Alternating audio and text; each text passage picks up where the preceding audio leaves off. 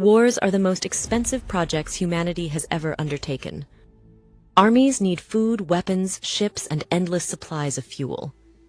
The First and Second World Wars together cost the equivalent of tens of trillions of dollars in today's money. No government on Earth had that much lying in its coffers. So nations turned to the only place big enough, fast enough, and ruthless enough to provide it, the banks. And behind the scenes, the same institutions that handle mortgages and savings accounts quietly became the lifeblood of the war machine, transforming debt into one of the most profitable industries of the 20th century. Welcome to Trillion Dollar Empire, your guide to wealth, power, and the secrets of the financial elite. Today, we're lifting the velvet rope and walking you into the back rooms of global finance to expose how world wars were bankrolled, who wrote the checks, who captured the interest, and how those choices still shape the world your money lives in.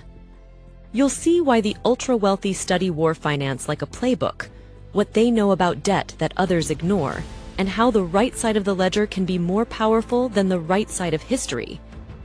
By the end, you'll have lessons that translate straight from the war room to your portfolio. World War I showed the world the true price tag of modern warfare. Economists estimate it cost around $208 billion in 1914, more than $4 trillion today. Governments could not raise this through taxes alone, so they borrowed it. In London, private banking dynasties such as the Rothschilds and Barings arranged massive loans for the British Treasury, while the Bank of England issued bonds that investors across the empire eagerly snapped up.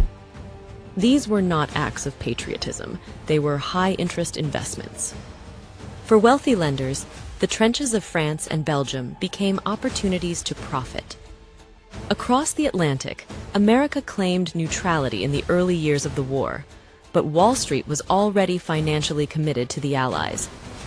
J.P. Morgan and Company became the official purchasing agent for Britain and France, arranging about $3 billion in loans, roughly $70 billion in today's terms, and coordinating purchases of weapons, food, and raw materials.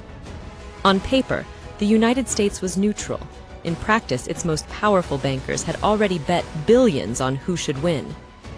And when billions are at stake, neutrality becomes unsustainable. Germany's financial story during World War I looked very different.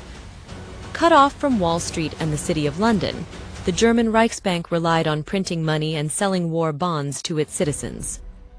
Posters urged civilians to do their duty by lending to the fatherland. But when defeat came in 1918, the entire system collapsed. With reparations due and no resources to pay, Germany spiraled into one of history's most famous hyperinflations. By 1923, the mark had become worthless. A loaf of bread cost 200 billion marks, and families carried wages home in wheelbarrows only to find prices doubled by the next morning. Ordinary citizens who had saved faithfully were ruined, while clever foreign financiers swooped in to buy German companies and property at bargain prices. The lesson was brutal. War debts can destroy nations, but they also create opportunities for those with liquidity. The interwar years turned debt into a carousel. Through the Dawes Plan of 1924 and later the Young Plan of 1929, American banks loaned billions to Germany so it could pay reparations to Britain and France, who then used that money to repay their debts to the United States. It was a financial merry-go-round where money simply circulated from one capital to another, and at every stop, the banks collected their fees. Even in peacetime, the business of war continued. By the 1930s, Germany was supposedly bankrupt, yet somehow it built the most powerful army in Europe. How? Through hidden financial engineering, the Nazi regime created secret promissory notes called Mefo bills. These allowed the government to quietly pay arms manufacturers without recording the spending in the official budget. By 1938, 12 billion marks of these bills were outstanding, essentially financing Germany's rearmament on a credit card hidden from the world. It was a dangerous gamble, one that only made sense if victory would wipe out the debts. While Hitler rearmed, Switzerland quietly cemented its role as Europe's neutral banker. Swiss vaults accepted tons of Nazi gold, some stolen from occupied central banks, some even looted from concentration camp victims. Neutrality wasn't just political, it was profitable. Even in the middle of the bloodiest conflict in human history, Swiss bankers counted profits while soldiers died on the front lines. This is what the ultra-rich have always known. Politics may divide nations, but money flows across borders. When World War II broke out in 1939, the costs dwarfed even the previous conflict. Britain and its allies once again ran to Wall Street. The United States, still officially neutral, invented a clever workaround, the Lend-Lease Act. Instead of demanding cash, America supplied Britain, the Soviet Union, and China with over $50 billion worth of weapons, food, and fuel, the equivalent of more than $700 billion today. This wasn't charity. It kept American factories running, tied foreign governments to U.S. credit, and set up the dollar to dominate global finance after the war. Governments also turned to ordinary citizens. In both wars, massive propaganda campaigns urged people to buy war bonds. In the United States, Liberty loans raised over $20 billion during World War I alone. In World War II, Hollywood celebrities toured the country promoting bond drives. People were told it was their patriotic duty to buy bonds, but in truth, they were lending their savings to the government, with banks taking their cut as middlemen. The posters promised honor. The reality was debt dressed up as patriotism. The Soviet Union's model looked different. With state control of everything, it forced its people into labor and seized resources. But even Moscow couldn't escape finance.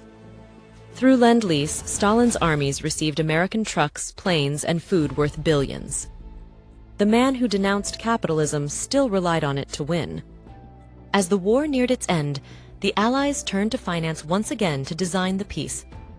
In 1944, representatives from 44 countries gathered at Bretton Woods, New Hampshire. Out of this conference came the International Monetary Fund and the World Bank, institutions meant to stabilize currencies and finance reconstruction. But the real winner was the US dollar, which was enshrined as the world's reserve currency.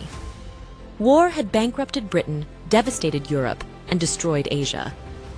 America's banks, untouched at home, had grown rich. And from that position of strength, Wall Street wrote the rules of the post-war world. The debts of these wars did not vanish quickly. Britain continued paying off its World War I obligations for almost a century. In fact, it wasn't until 2015 that the UK finally finished repaying some of its First World War loans. Imagine that, nearly 100 years after the guns fell silent, the banks were still collecting. Wars may last a few years, but their debts can outlive generations. And while millions of soldiers and civilians suffered, some people became unimaginably wealthy. Arms manufacturers expanded empires. Bankers bought estates and art collections. Industrialists cemented dynasties. For them, war was not tragedy, but opportunity. This is the paradox the ultra-rich understand. Crises destroy the many, but enrich the few who know how money moves. Here's the exclusive insight for those who stayed until the end. After World War II, America launched the Marshall Plan, sending about $13 billion, over $150 billion today, to rebuild Europe. History often presents it as an act of generosity. In truth, it was a strategic investment. The aid came with conditions that tied European markets to American goods, corporations, and banks. It wasn't just rebuilding Europe, it was securing U.S. dominance for decades to come. The biggest winners weren't just the nations rebuilt, but the financiers and companies that controlled the flow of capital. So what do we learn from this hidden history? That the First and Second World Wars weren't only fought with armies, but with ledgers. London's banks kept the Allies afloat in World War I. Wall Street bet billions before America even joined. Germany's reliance on debt led to ruinous hyperinflation. Switzerland made neutrality profitable. War bonds turned citizens into lenders. And Bretton Woods crowned the dollar king. The ultra-rich know something most people ignore. Wars may kill millions, but they also create fortunes. The people who fund wars often walk away wealthier than the people who fight them. Here's my challenge to you. The next time you study history, don't just ask who won the battle. Ask who financed it. Because those who control the money don't just decide who wins the war, they decide who shapes the peace. And as always, $1 trillion empire. We keep upgrading your life. If you love this episode, don't forget to click the subscribe button, like and share. See you on the next one.